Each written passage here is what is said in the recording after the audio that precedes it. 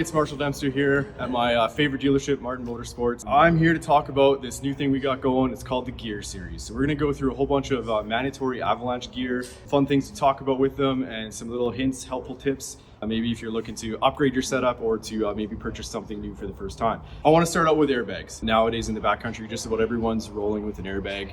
If you're not currently riding with an airbag, you're not really late to the party, but you're late to the party. But it's not gonna stop the avalanche, right? So this is more like a seatbelt. This is something that's gonna help us if we are in an accident, have just that much better of a chance of having a happy outcome. The idea here is that these airbags, when deployed, they make your surface area bigger, so you end up floating to the top, so you'll be buried closer to the top, or ideally not at all. There's a few different versions of these airbags out nowadays. I want to talk about a couple. We've highlighted, we've got 3 here on the bench. Each have their different little features, things that I like. Some are fan-based and some are tank-based. And then we also have a vest style, which will have some protection added in the front, as well as just a straight backpack. I like the vest, okay? I'm a vest guy. I love the vest. I feel like it's like putting on a warm hug in the morning when I put my vest on. I just feel really comfortable and really well set in there. I like the added protection. Commonly asked questions, is the vest hot?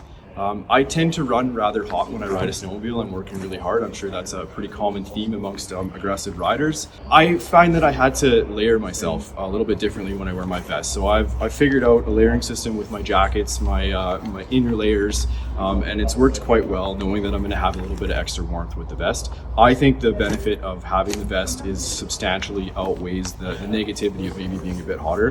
One of the main reasons for that for me is it takes the weight of your things that you're carrying with you, and it brings the weight closer to your back. So if you look, the pack is still quite large on these ones, but it actually doesn't react like I don't feel the weight when I'm moving around really fast. It feels like it's part of my body, so it just gets strapped to my body just that much better. The packs are still great too.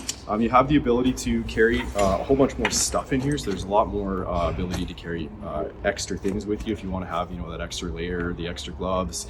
They can all live in here. My choice, absolutely the best. So we have 3 Avalanche airbags here, but they actually operate with different systems. So the first one on the far left-hand side, my left-hand side, is a tank-based system. So basically what this thing has is a air canister that's filled with breathing air. Inside, we open this thing up ever so slowly here, and it's got this beautiful tank that will sit in here, and that will use 1/3 of the mass of the airbag, or the volume of the airbag, is used with the canister, and then the rest of it's filled through a Venturi system that will naturally bring through the Venturi system to inflate the rest of the bag.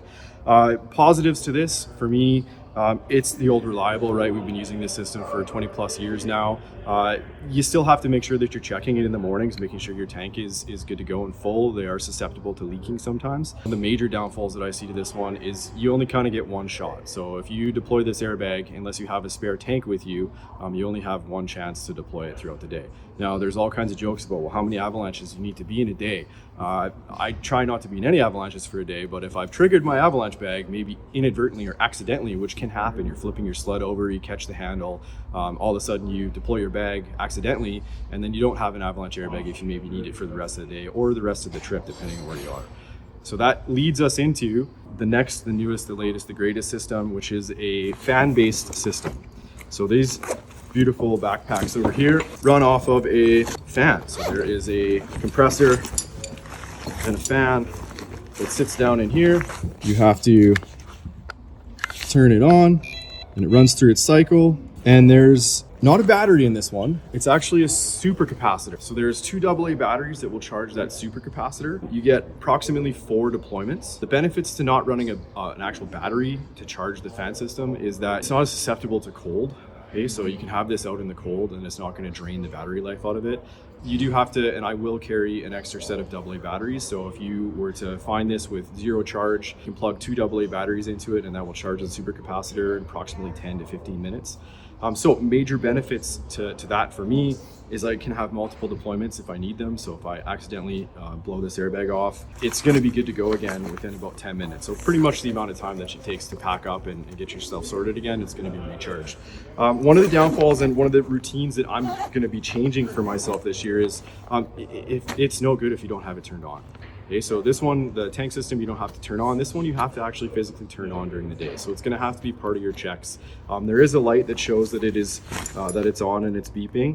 But I find that, you know, I'm not gonna rely on that. I wanna make sure that I'm physically checking. As far as deployment rates, they're really similar, really close.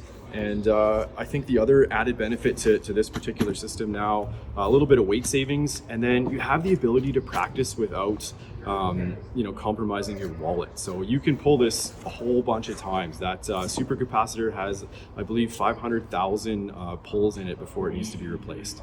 So you could practice with this thing a whole bunch, and the more we practice, you know, finding that cord, pulling the ripcord, the more muscle memory it's going to be when you're in that stressful situation. So we got it turned on. We wouldn't be doing a proper airbag video without actually showing you deploying an airbag. So here we go. Airbags, you gotta have them. You should get one. If you don't have one, come on down, check out the knowledgeable staff here at Martin's and get you hooked up with the right bag for you.